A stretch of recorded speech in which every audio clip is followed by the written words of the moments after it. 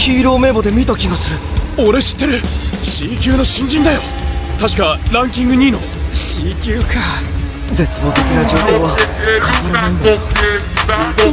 さっき殴られたように見えたわ。間違いだろ。